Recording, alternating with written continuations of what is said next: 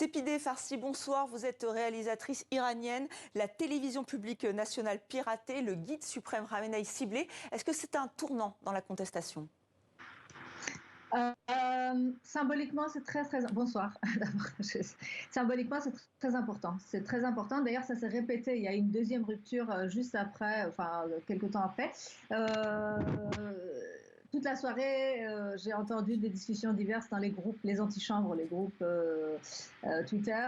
Est-ce qu'il fallait prendre d'assaut la télé ou pas, entre les résistants et les opposants qui sont dans la rue? Et en fait, finalement, ils ont décidé que non, que cela suffisait pour cette étape-là, et que la prise physique d'assaut interviendrait plus tard, que c'est trop tôt, qu'ils n'y arriveraient pas. Mais oui, je pense que quelque chose s'est passé. Là, il y a clairement un pas qui a été franchi. Un pas franchi. Alors la répression est très forte, hein, on l'a vu dans le sujet juste avant vous. Quelles sont les informations qui vous parviennent d'Iran?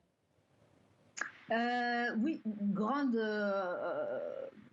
répression qui continue, mais les gens aussi s'organisent de mieux en mieux. Il y a des mots d'ordre qui passent, il y a des groupes spécialisés. En fait, les gens communiquent énormément, notamment sur Twitter, dans des groupes, et essayent de s'organiser. Les jeunes surtout, mais il y a aussi des gens plus âgés, de différentes générations. Là aujourd'hui, la grande nouvelle, c'est des raids dans des lycées et collèges pour arrêter et enlever donc les étudiants, les collégiennes, les lycéennes qui avaient manifesté. Mais ça ne les a pas empêchés de continuer à manifester. C'est-à-dire qu'en même temps que dans certains lycées, les vannes des policiers arrivaient pour arrêter certaines lycéennes et certaines collégiennes, d'autres lycées manifestaient. Donc ça continue.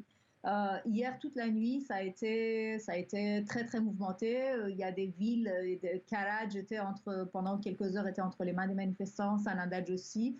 Malgré les coups d'Internet, on arrive quand même à avoir des infos, mais c'est très chaud, je veux dire, et ça bouge tout le temps.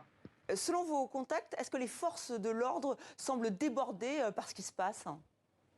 Oui, il y a plusieurs signes qui dénotent de ça, de ce débordement.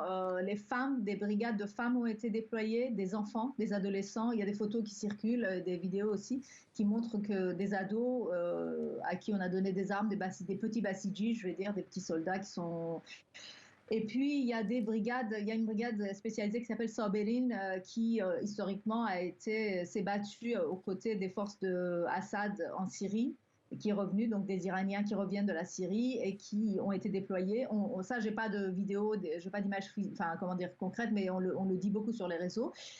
Donc ça veut dire, tout ça, ça veut dire qu'ils sont débordés. Hier, dans la nuit, par exemple, ils ont déployé des forces de Karaj et ils les ont envoyées à Téhéran, ce qui voulait dire qu'en fait, symboliquement, comme il y avait aussi un groupe de manifestants qui se dirigeait vers la rue Palestine où habite le guide suprême, et avec cette rupture de télé iranienne, le hack, Merci c'était beaucoup. très chaud. Merci Voilà. Sepideh. Oui, on sent que vraiment la situation est Merci à vous. extrêmement tendue. Donc en Iran, merci encore pour votre témoignage.